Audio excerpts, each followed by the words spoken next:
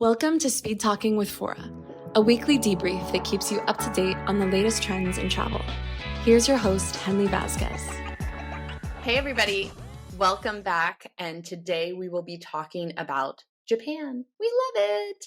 And tourism there. Oh my gosh, it scares us. It's a lot right now. Everybody is going to Japan. And we get it. There's a lot of pent-up demand for this. People have been waiting. The country was shut down to outside tourism for a long time. So lots of people had trips that were delayed, rescheduled again and again and again. And they're back and they're so stoked to be there. Also happening right now is that Japanese nationals are traveling, but more domestically than international. So you've got this like perfect storm of all the international tourism coming in, domestic tourism still being super hot. So yes, hotels are full, guides, transfers, all of those experiences are in demand. And also I have a special affiliation to Japan because I did live there in my 20s. So I'm excited to see all this interest and all this travel there, but also understand that it can be a lot to absorb for like a relatively small country.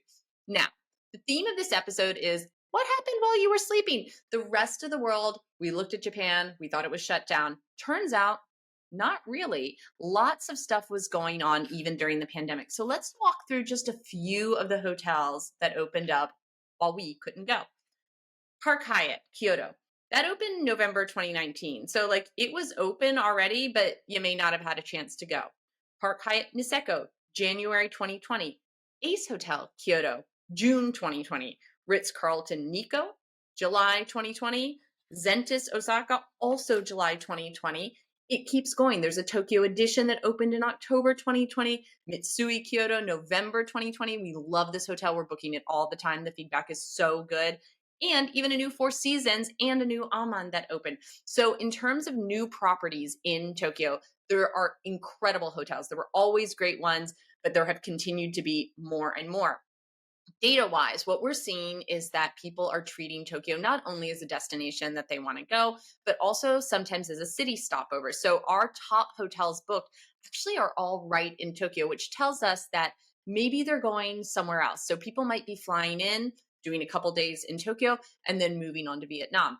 Previously, Japan was like, I'm going in, I'm doing the whole destination, or I'm doing nothing. That's not so much the case anymore. We also see people going for sporting events, going for the marathon specifically. So we had a big group flyover, stay at the new Kimpton Shinjuku, super cool property, and do the marathon while they were there. Then fly up north and go skiing. So if you think of Japan more as a cultural or food destination and not as an active or adventure destination, think again, it's basically got something for everyone as long as they are planning ahead. This is not a great last minute destination if you want anything organized. So I know we've talked about Italy and this summer and like how crazy it's been if you're trying to organize stuff last minute.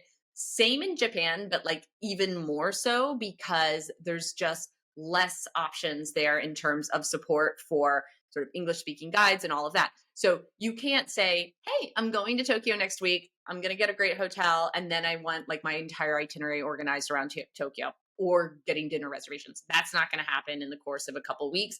Think about this as a place that you're planning a little bit farther out. Hot times to be traveling to Japan? Well, like kind of a lot. People are obviously traveling there during the times that we know of, such as the cherry blossom season in the spring. Remember that you cannot predict exactly when the cherries are going to blossom, but when they do, it is really beautiful, and I get why people want to go see them. So March, April, really popular time. Hanami season is what it's called there, and do not wait to book that if that's what you want to do for your spring break next year. Summer, yeah, it's hot in Japan in the summer, but like we've said on so many other places, it's hot everywhere. Still a really popular time to go, as well as in the fall. The most difficult time for travel to Japan would be over what we call the festive season. So Christmas, New Year's.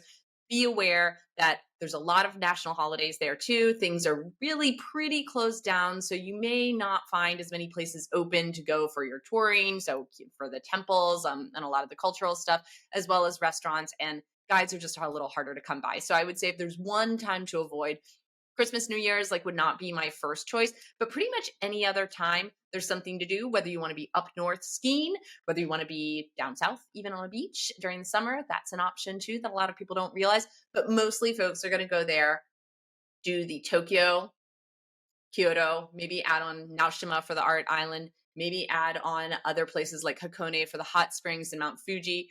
I actually did climb Mount Fuji when I lived there in my 20s.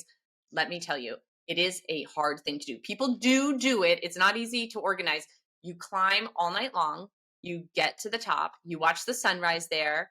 You can like drink a beer and mail a postcard from the top, and then you have to come back down. And that, like, on the way back down, that is no joke. It is hard. You're on a volcanic mountain.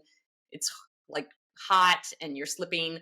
So lots of stuff to know about travel in Japan that may not be in the guidebooks, but is pretty exciting. Most folks are going to stick to the more beaten path, but if you want to get off it, we can tell you about more. So why do you need a travel advisor when you're planning travel to Japan? Because it's super complicated. So all of this stuff that we're talking about, we know about because we have partners that are on the ground there. They're supporting us with intel, information, what's opened, what's good, where's hot right now to get into for restaurant reservation, and how to secure it. We recently had someone who was there on the ground, was trying to make some last minute changes. Brian from our in-house team here, he pulled an all-nighter because although we had the partner on the ground there who was helping, he still needed to be facilitating a lot of this. You don't want to be doing this yourself. You would like to be enjoying your vacation. Ideally, you don't want to pull an all-nighter trying to see if you can move your hotel from here to there and your tours and your transfers as well. So it is complicated. Make sure that you are talking to a Fora travel advisor. We actually see so much Japan travel that we run specific office hours for our advisors just to come in and ask Brian, who hasn't been sleeping much this summer, more questions so that they are all armed with all of the knowledge that he has in his head to make sure that travel goes smoothly. It's a jungle out there, even in Japan. So we just talked about Japan. Next week, we'll be talking about sports and travel. See you then. Thanks for tuning in. Don't travel too far before hitting follow and subscribe. Check in next week for the newest episode of Speedtalking with Fora, and our take on what's currently happening in the wild world of travel.